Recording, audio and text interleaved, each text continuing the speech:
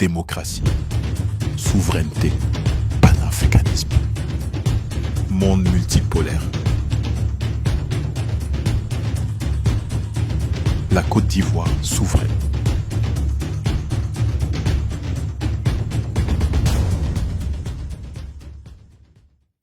La question de la sécurité et de la défense est un problème multidimensionnel.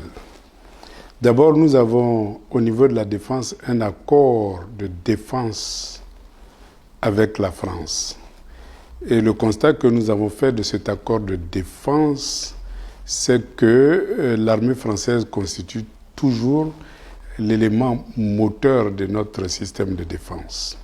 Et en matière de renseignement, évidemment, tout est entre leurs mains, ce qui fait que nous sommes soumis encore à la puissance de l'ancienne puissance coloniale.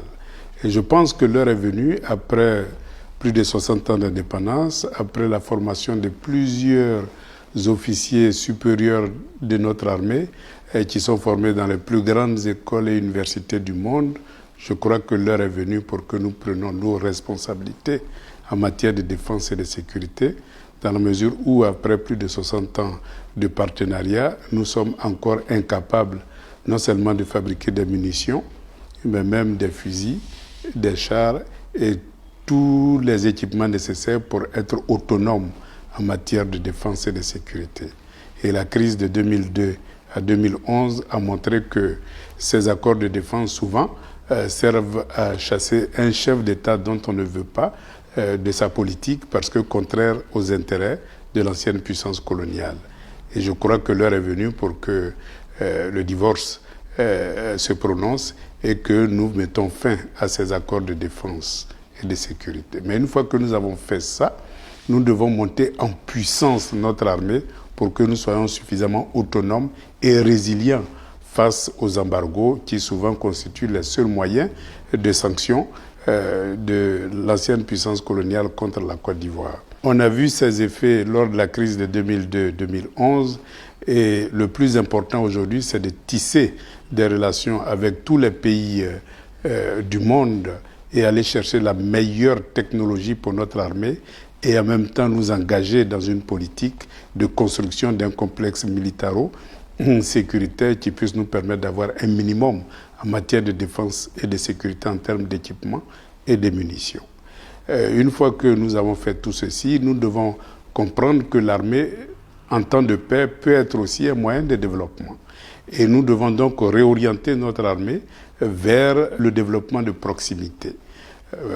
L'exemple le plus frappant, c'est que nous avons 200 000 km de pistes rurales non praticables en toute saison et nous pensons que l'armée peut jouer un rôle décisif dans la praticabilité de ces voies et permettre l'évacuation des produits vivriers qui souvent pourrissent dans nos plantations faute de routes praticables en toute saison. Il en est de même de l'hygiène de nos villes, il en est de même de la création de toilettes et de WC mobiles qui puissent être installés dans toute la ville et dans toutes les villes de Côte d'Ivoire pour que nous puissions assurer une meilleure évacuation, non seulement des déchets solides, mais des déchets liquides.